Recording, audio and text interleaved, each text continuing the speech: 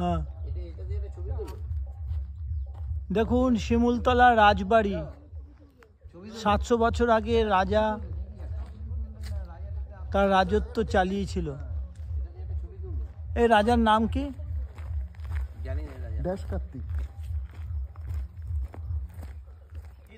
এই যে দুর্গ, এখান থেকে সৈন্যরা ওয়াচ করত।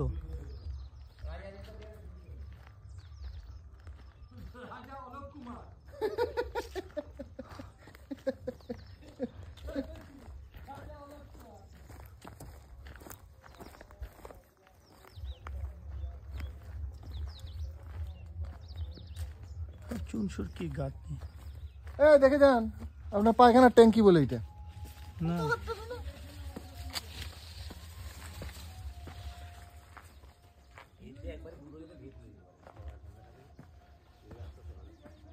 হ্যাঁ, পায়খানার ট্যাঙ্কি। হ্যাঁ হ্যাঁ,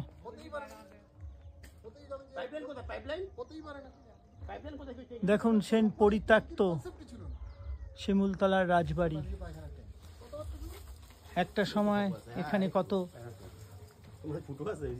গমগমে ছিল, এখন রাজাও নেই, মানুষও নেই, শূন্য। আপনি দেখুন এই যে এটা পায়খানাই ছিল।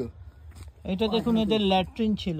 এখানে কোমর বসানো ছিল, এর উপর ডাইরেক্ট কোমর, খুব কোমর পড়া ছিল, বসে পড়তো, কোমর ছিল। চুনসুরকির গাঁথনি আজ থেকে 700 বছর আগে। এখন সবই কাহানিতে পরিণত হয়েছে, ইতিহাসের পাতায় এদের স্থান পেয়েছে। সবই স্মৃতি, স্মৃতি বড় বেদনার।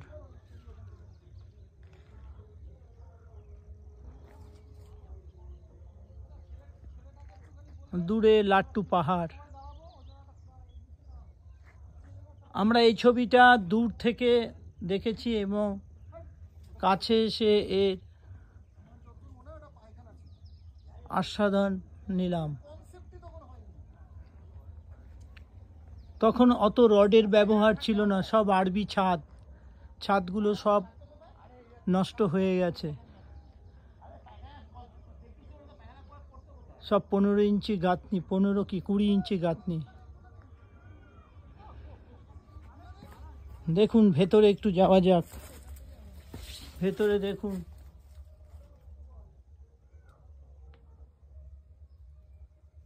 ইতিহাসের পাতায় স্থান পেয়েছে এই রাজবাড়ি।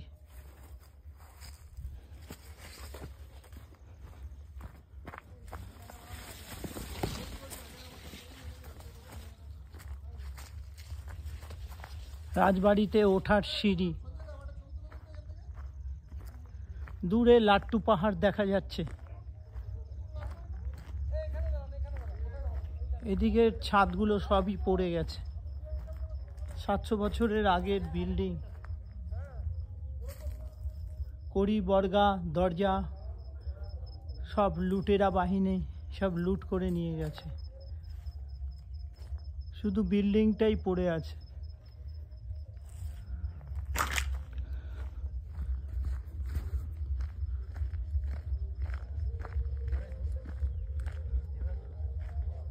এই সেই সিঁড়ি।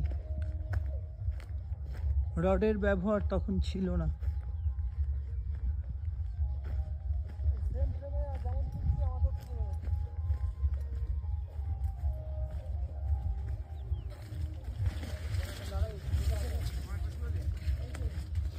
দেখুন এই দিকের আরেকটা দুর্গ নির্মিত হয়েছে। এখানে সব সৈন্যরা থাকতো। সৈন্যরা ওপরে বসে পাহারা দিত। ইতিহাস সাক্ষী রেখে গেছে। ইতিহাস বড় করুণ। সেই রাজাও নেই, রাজ্যও নেই, তার কীর্তি, তার বসত বাড়ি পড়ে আছে। শুধু এখানে আসলে শুধু তাদের গুণগান, তাদের বিচার অন্যায় এসব লোক মুখে শোনা যায়। এক কথায় কাহানি হয়ে গেছে। দেখুন পেছনের দিকেও, সামনের দিকেও দুটো আছে, পেছনের দিকেও দুটো গম্বুজ টাইপের, এখানে সব পাহারা দিত। ও পেছন দিক দিয়েও আরেকটা সিঁড়ি আছে, এই পেছনের আরেকটা সিঁড়ি আছে। একটা বিল্ডিং এর দুটো দিক থাকে, হ্যাঁ, পেছন দিকেও একটা সিঁড়ি, বেরিয়ে যাওয়ার সিঁড়ি।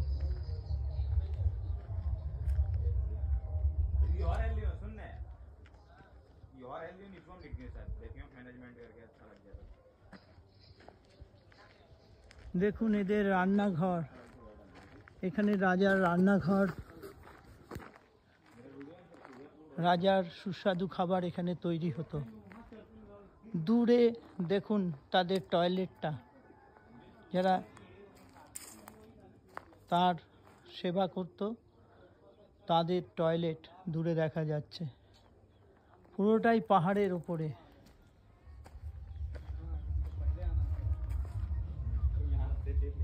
টোটালি এখন শিমুলতলা রাজবাড়ি লোকের মুখেই স্থান পেয়েছে। একটা অসাধারণ ডকুমেন্ট।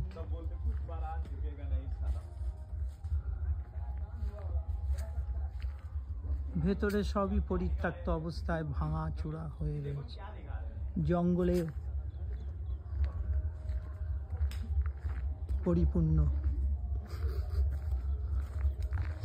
দেখুন তখনকার দিনে কীভাবে কি টেকনোলজি ব্যবহার করে সিঁড়ি তৈরি করা হয়েছে, কোনো রডের ব্যবহার নেই। কতটা দূরদর্শী সম্পন্ন ছিল তখনকার মিস্ত্রিরা। এই দেখুন সিঁড়ি, এটা পেছন দিক দিয়ে সিঁড়ি, সামনের সিঁড়ি এবং পেছনের সিঁড়ি। সূর্য অস্ত যাচ্ছে, আমরা এখন ভারাক্রান্ত মনে রাজবাড়ির থেকে বেরিয়ে যাচ্ছি। রাজাও নেই, রাজ্যও নেই, শুধু ইট পাথররা সাক্ষী হয়ে রয়েছে এই রাজার রাজবাড়ির। একটা অসাধারণ আবেগ অনুভূতি নিয়ে,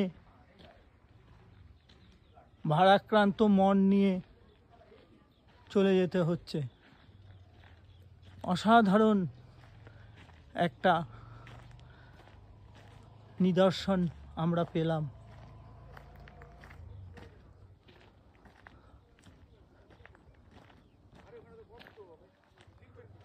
গুড ইভিনিং এভরিবডি, আজ এখানেই রাখলাম।